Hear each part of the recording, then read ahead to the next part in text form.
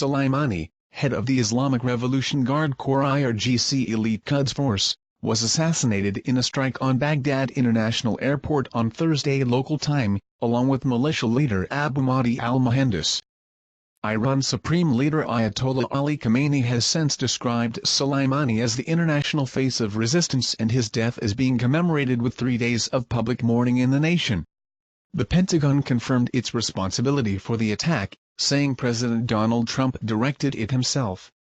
Harsh vengeance awaits the criminals that got Soleimani's and other martyrs' blood on their evil hands in the attack, Khamenei said, according to the BBC. Iranian President Hassan Rouhani reportedly added, "Without a doubt, the great Iranian nation and other free nations in the region will take revenge on criminal America for this ghastly crime."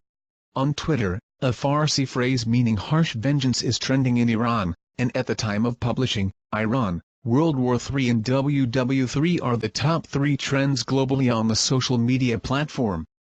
Hessam Medinashina, an advisor to Rouhani, was also quick to warn of retaliation. Trump, through his gamble, has dragged the U.S. into the most dangerous situation in the region, Ashina wrote on the social media app Telegram. Whoever put his foot beyond the red line should be ready to face its consequences. Iranian television also described the airport attack as the biggest miscalculation by the U.S.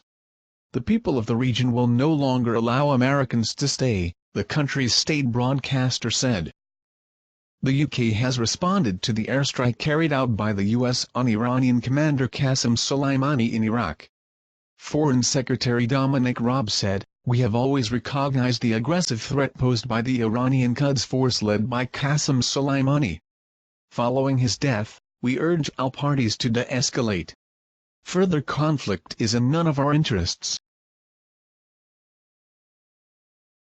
Iraqi Prime Minister Adel Abdul Mahdi has condemned U.S. airstrikes on bases of Iranian-backed Iraqi militia, a move that could plunge Iraq further into the heart of a proxy conflict between the United States and Iran. The U.S. military carried out airstrikes on Sunday local time against the Kataib Hezbollah militia in response to the killing of a U.S. civilian contractor in a rocket attack on an Iraqi military base, officials said. At least 25 militia fighters were killed and 55 wounded. The Prime Minister described the American attack on the Iraqi armed forces as an unacceptable vicious assault that will have dangerous consequences, his office said on Monday. U.S. Secretary of State Mike Pompeo said in a call with UN Secretary-General Antonio Guterres that the U.S. strikes were aimed at deterring Iran, the State Department said in a statement.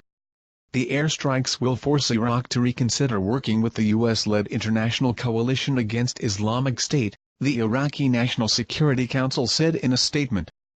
Iraq's foreign ministry said it would summon the U.S. ambassador to voice Baghdad's disapproval.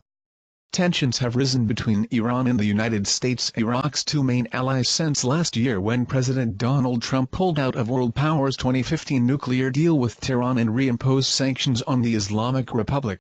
Earlier this month, Pompeo blamed Iranian-backed forces which helped Baghdad turn the tables on Islamic State militants and are integrated into the Iraqi security apparatus for attacks on U.S. bases in Iraq. He said any attacks by Tehran or proxies harming Americans or allies would be answered with a decisive U.S. response. U.S. officials said Washington had displayed patience amid escalating provocations from Iran and its allies, but that it was time to re-establish deterrence against aggression.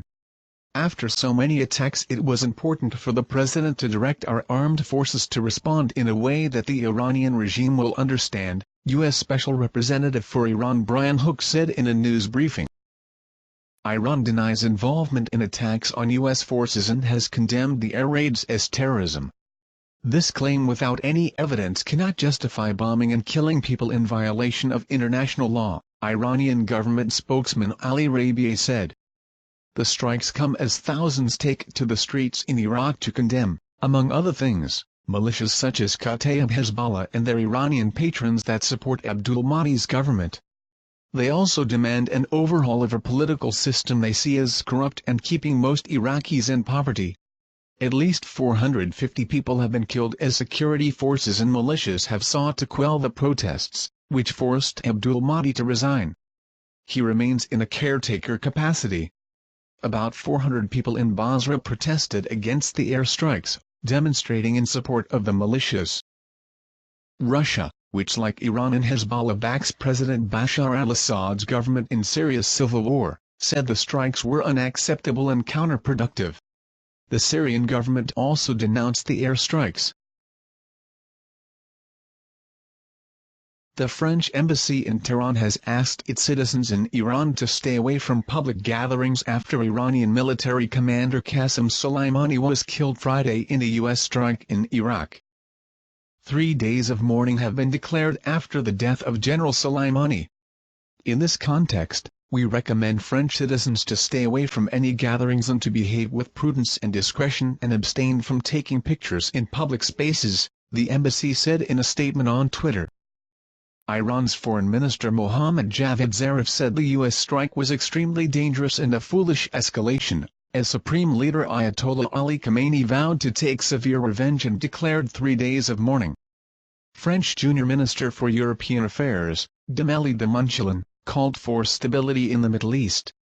Speaking on French radio, she said that any military escalation is always dangerous. She called on multilateral cooperation on the European level, to avoid that powers, one against the other, play their game unpredictably. She said President Emmanuel Macron and Foreign Affairs Minister Jean-Yves Le Drian will speak with actors in the region later on Friday. Israel put its military on heightened alert on Friday and Prime Minister Benjamin Netanyahu cut short a trip abroad after the U.S. killing of Iranian commander Qasem Soleimani drew promises of revenge from Iran.